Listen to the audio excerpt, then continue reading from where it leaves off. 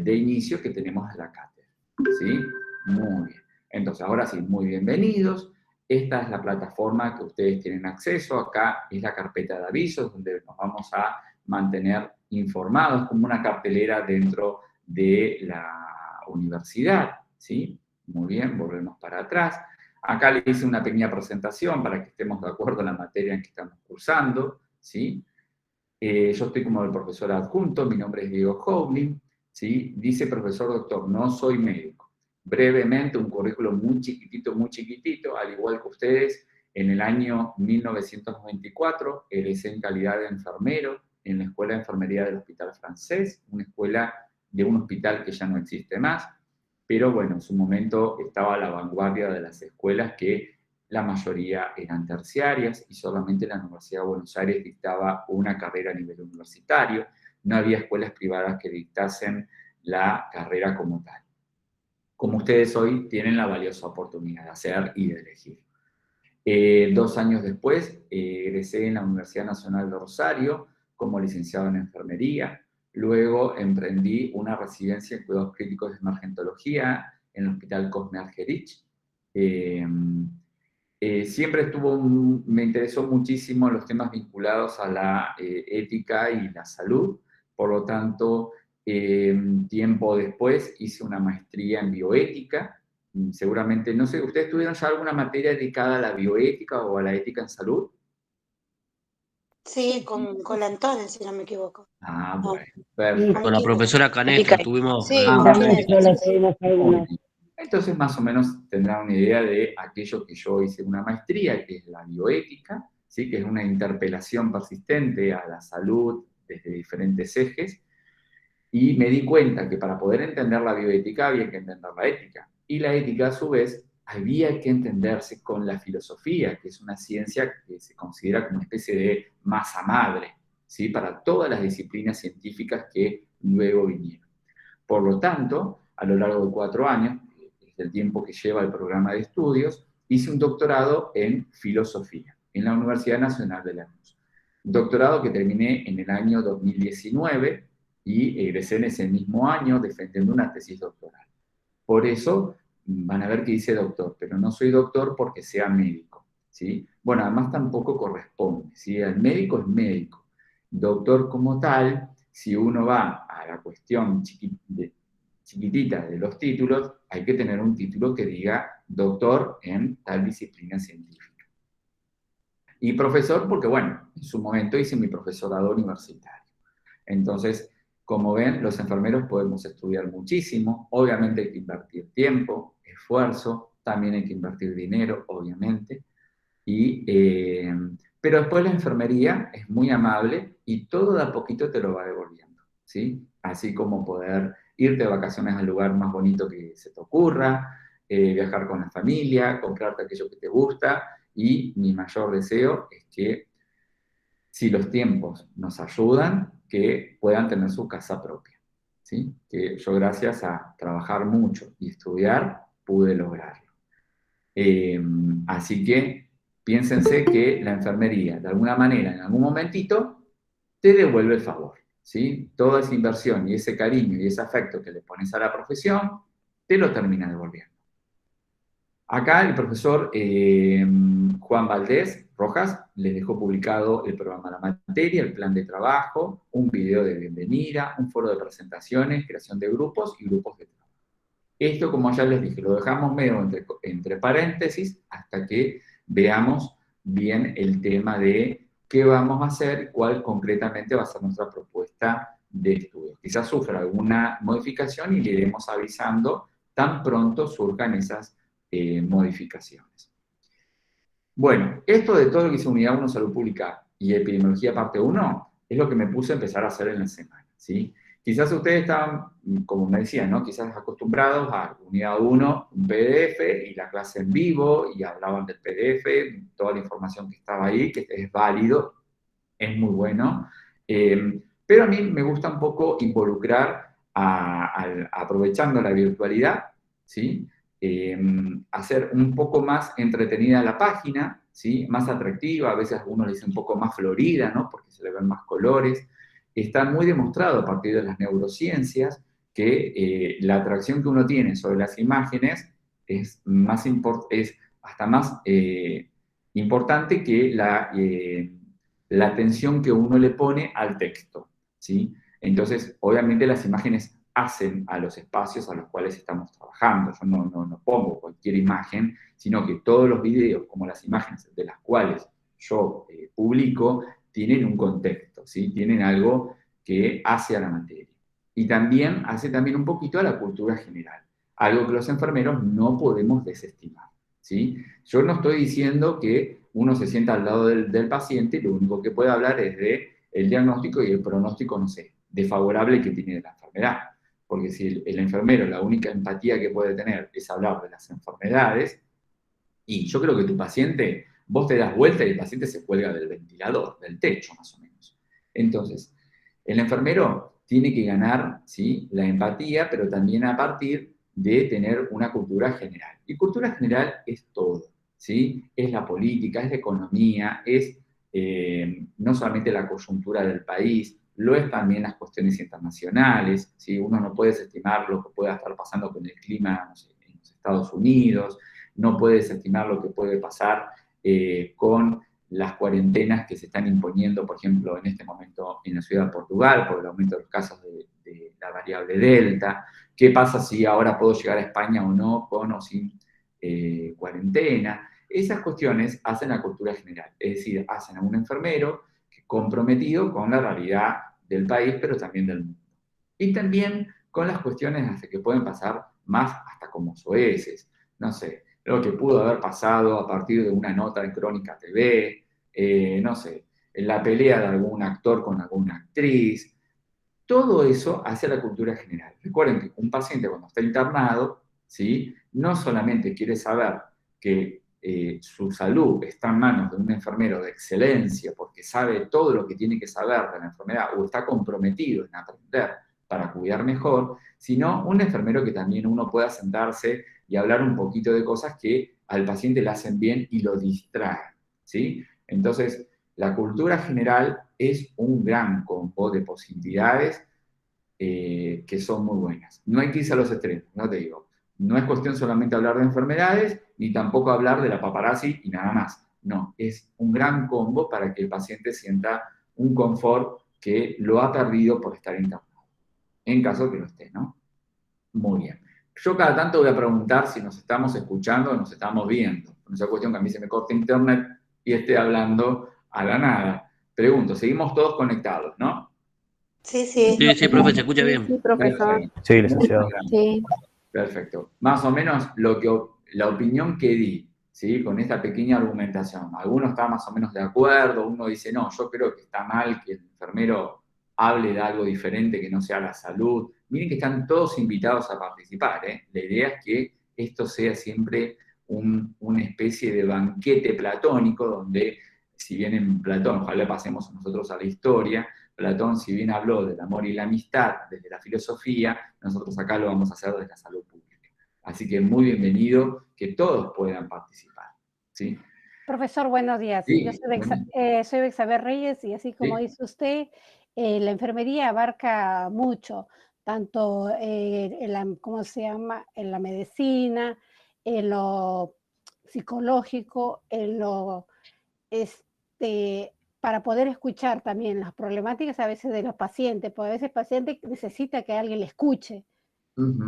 Totalmente. En lo psicológico también, ¿viste? A escuchar también, aprender Totalmente. a escucharlos. Porque Obviamente, la empatía no es la empatía entendida como ponerse en ese lugar del otro, no es solamente pensar los problemas del otro, sino escucharlo, prestarle atención, decirle algunas palabras. A veces el silencio también genera empatía, ¿no? Y entender su parte emocional también, más que nada, ¿no? Darle Pero no solo con el paciente, sino también con las familias. Obvio, Muchas totalmente. veces tienen dudas y por ahí hacia el médico es como que tienen más vergüenza o les genera otra, que no se animan a preguntar o dicen es que me habló el chino y por ahí sienten más confianza con el enfermero. También por una parte, profesor, porque el paciente, el primer contacto que tiene es con el enfermero Y bueno, también de allí surge el apoyo emocional, psicológico, tanto como al paciente y a la familia. O sea, es un combo de todo donde genera la empatía, donde genera la confianza, es donde el paciente se puede abrir, es donde podemos conseguir información de acuerdo a lo que le está pasando y de qué manera poder tranquilizarlo y ayudarlo. Obviamente. La enfermería, de una manera, como muy bien dice la colega, es la puerta de entrada al sistema de salud, sea el nivel de atención que estemos hablando, el primario, el secundario, el terciario, eso lo vamos a ver más adelante también. Y recuerden que la empatía se entiende no solamente con la palabra, sino con los actos, ¿sí? Detalles tan chiquititos como a veces cuando les va a pasar, ¿no? A ver, yo siempre trabajé en cuidados críticos pediátricos, así que la atención del binomio, ¿sí? La familia y el niño enfermo, nosotros estamos muy acostumbrados a trabajar. En cambio, los que atienden a veces cuidados clínicos o quirúrgicos o intensivos del adulto, la familia cuando ingresa en el horario de visita, el enfermero como que le toma distancia, ¿sí? Y es una lástima porque, como muy bien dicen ustedes, la familia también se vuelve paciente o sujeto de cuidado, ¿sí? Porque tiene dudas, tiene consultas, tiene miedos y tiene preocupaciones. Y es la familia del paciente. Entonces también amerita que nosotros le podamos dedicar un tiempo de nuestro tiempo de trabajo a la atención. Lo que sí es muy importante es la distancia terapéutica, ¿sí? Es decir, yo puedo ser empático y muy respetuoso. Yo puedo decir, hola, ¿qué tal, Esther? ¿Cómo anda usted en el día de hoy? Cuénteme, ¿cómo ha pasado la noche? Fíjense que yo, si bien la nombro por su nombre, le digo usted. Todo paciente necesita un enfermero como todo enfermero necesita un paciente. Y a nosotros nos pasa lo mismo. Ustedes necesitan un profesor y yo necesito alumnos. Entonces, la distancia terapéutica en la educación como en la salud son importantes, ¿sí? No son límites que se puedan traspasar. Uno puede ser muy amable, como dice el Esperando la Carta, muy amable, muy queribles, pero hay que mantener cierta distancia que es terapéutica y es prudencial.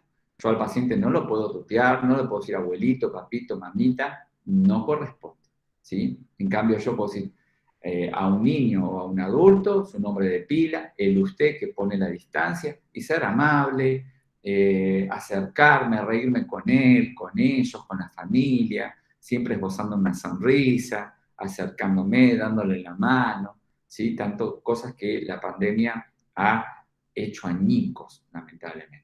Pero aún así, se han visto muchos enfermeros con máscaras y con barbijos, gozando con los ojos una sonrisa, porque los ojos acompañan por el movimiento de los diferentes músculos que tenemos, que ese enfermero se estaba riendo, que le daba la mano aún con guantes, y eso es muy bueno y hace bien. Pero recuerden la prudencia del respeto, ¿sí? El usted marca toda una diferencia. Siempre yo doy el ejemplo. Ahí, cuando vos te das cuenta que el enfermero sabe poner distancia, pero mantiene la empatía y se presenta como tal, ¿sí? como todo un profesional del equipo de salud, te vas a dar cuenta en un caso que es un clásico. El paciente, vos le preguntás, ¿quién es el médico suyo de cabecera? Y te dice, el doctor, no sé, José Pérez. ¿Quién es el enfermero que lo atiende a usted? Ay, es un chico que, ¿cómo se llama el chico este de azul? Y ahí te das cuenta que alguien no está haciendo bien su trabajo. No estoy diciendo que trabaje mal, pero hay algo que no está funcionando. Cuando ustedes se presentan al paciente, tienen que presentarse. ¿Qué tal? Muy buenos días. Mi nombre es Diego Howley. Soy el enfermero que lo va a atender en el día de hoy. De 7 a 14 horas voy a ser el enfermero que está de cabecera atendiéndolo a usted. Así que, no sé, señor Juan, cualquier cosita que usted necesite o la familia, no deje de llamarme, que yo a la brevedad voy a estar acá. Si yo no puedo atenderlo, vendrá algún otro colega mío. Pero recuerden, mi nombre es Diego Howley y soy el enfermero que lo va a atender de lunes a viernes de 7 a 14 horas. Que tengan muy buen día, ya en un ratito vengo con usted. Fíjense ustedes que qué poquito me llevó presentarme y dejarle claro al paciente que yo soy enfermero de la unidad, que soy su enfermero de cabecera y cuál es mi nombre y apellido. Entonces difícilmente ese paciente vaya a decir, ese enfermero que estaba de blanco o de azul, o ese chico. No. Acá no hay chicos ni de blanco ni de azul, sino que hay personas que tienen funciones diferentes. Entonces, La empatía también le inyectamos un poquito, ¿sí? Siempre de humildad, pero también de ser muy respetuosos con nuestra profesión, pero también con el vínculo que tenemos con nuestros pacientes. Muy bien. Esta primera imagen, que los que tengan oportunidad de verlos en una computadora de escritorio, quizás puedan verla mejor con el celular, aunque hoy los celulares a veces se ven más lindos que las pantallas de las computadoras.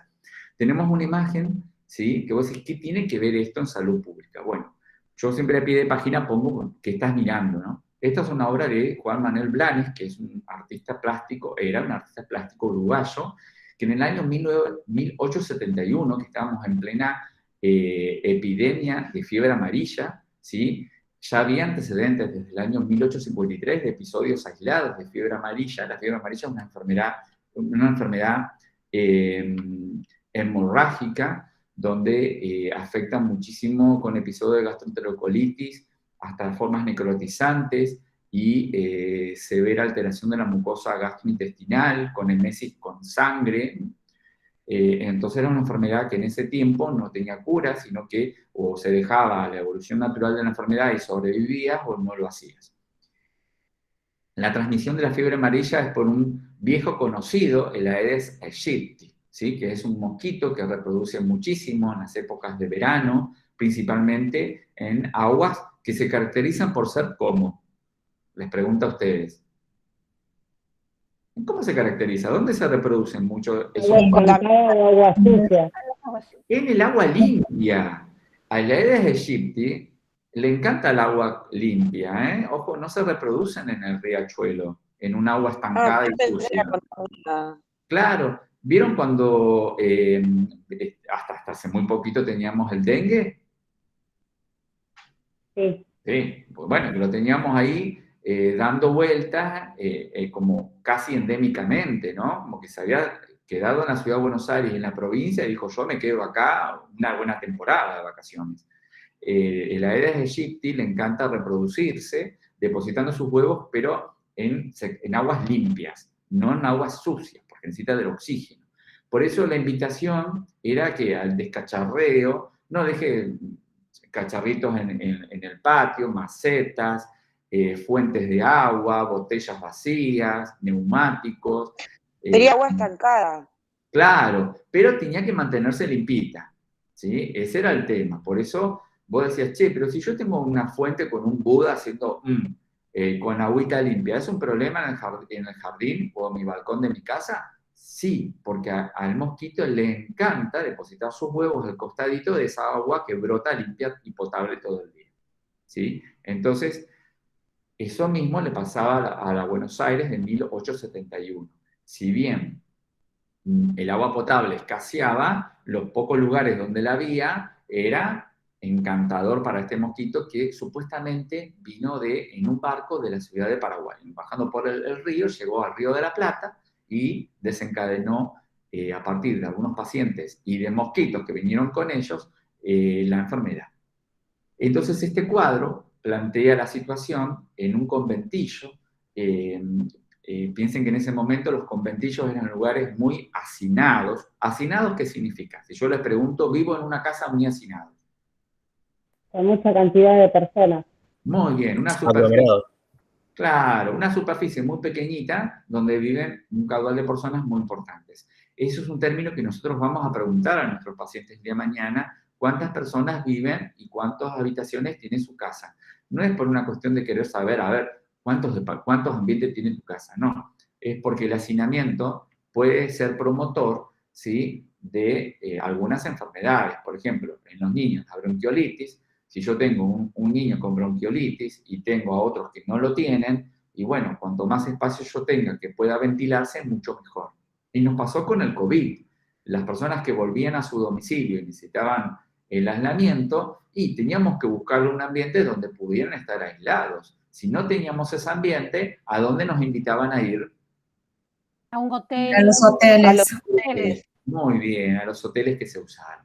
Entonces, fíjate vos que algo tan moderno como el COVID, tenemos algo tan viejo como la fiebre amarilla que nos pasaba lo mismo. Pero ahí no teníamos hoteles, teníamos los conventillos donde vivíamos muchos de los inmigrantes, y entonces ahí la enfermedad propagó con mucha más facilidad. En la ciudad de Buenos Aires se calculaba que la población en esa época era de más o menos 150.000 personas. El presidente en esa época era Domingo Sarmiento, ¿sí? Y cuando empezó la fiebre amarilla, en enero de 1871, en muy pocos meses diezmó a la población de la ciudad de Buenos Aires, muriendo 14.000 personas. Es decir, casi el 10% de tu población falleció en manos de esta enfermedad. Entonces, que era un número importante. Pensá que, no sé, que se muera el 10% de los que habitamos la ciudad de Buenos Aires. Es un número terrible. Y en esa época sucedió. Entonces, este cuadro lo pueden ver si van al Museo Nacional de Artes Visuales, la ciudad de Montevideo. Yo no tuve oportunidad de verlo personalmente, pero es una obra que se reconoce mucho a nivel mundial y entre los vecinos de Uruguay y nosotros recordando la fiebre amarilla. Uruguay también tuvo su episodio, obviamente.